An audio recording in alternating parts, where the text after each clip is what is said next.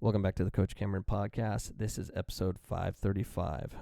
We're going to be talking about the substitution patterns going on in Europe, I guess throughout the world, and this has come from the ringer.com, and it says extra substitutions hint at a larger evolution in soccer. Allowing for 5 substitutes instead of 3 is a subtle innovation to help European teams play through condensed schedules amid the pandemic. It's an idea that offers interesting possibilities for the longer term, and it certainly does. If you really think about it, you know, I coach in the ACCAC, and we have unlimited subs. The amount of planning you have to do and preparation you have to be prepared for, depending who you're playing, based on substitution patterns. If, like, when I played in the ACCAC, we the top program was Yavapai, and they had all these international players. They're amazing, you know, seven-time national champions. I mean, they're just ridiculous. And they would sub like 7 at a time. Like, as soon as we get to about the 20-minute mark, they sub 7.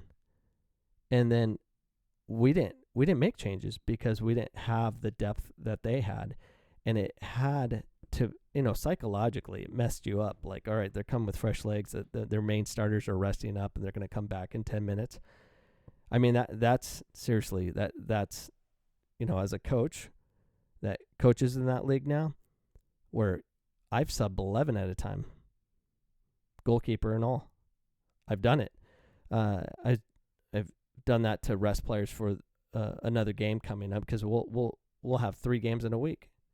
And you want to keep your kids healthy. I mean, I've done substitution patterns where I would, especially taught in Arizona, where I would have my starters go for 10 minutes, get them off, get my my second rotation in, and then right before the water break, we have water breaks too. So at the 23rd minute mark, I rotate at the water break, and then I let my starters finish through.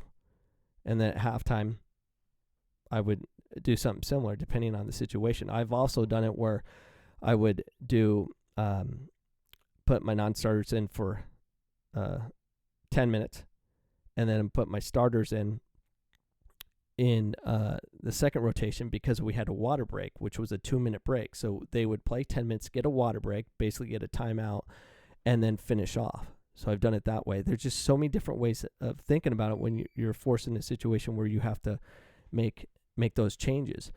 But also having more subs, going from 3 to 5, and you know, I think 7 would be great to have, because then you're not in a situation where a referee is dictating the game as much, like giving a stupid yellow to someone.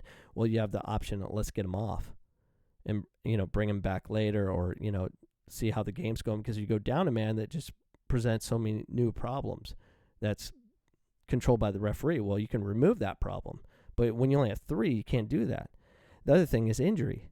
So if someone gets concussed and you've already used 2 subs, you only have 1 left, or potentially use all 3, and you have a player that's concussed, and you're like, you got to fight through it, kind of thing. I mean, it puts players at risk. And I know what some are saying, oh, you know, they have to sub out, and the doctor will look at it. You don't think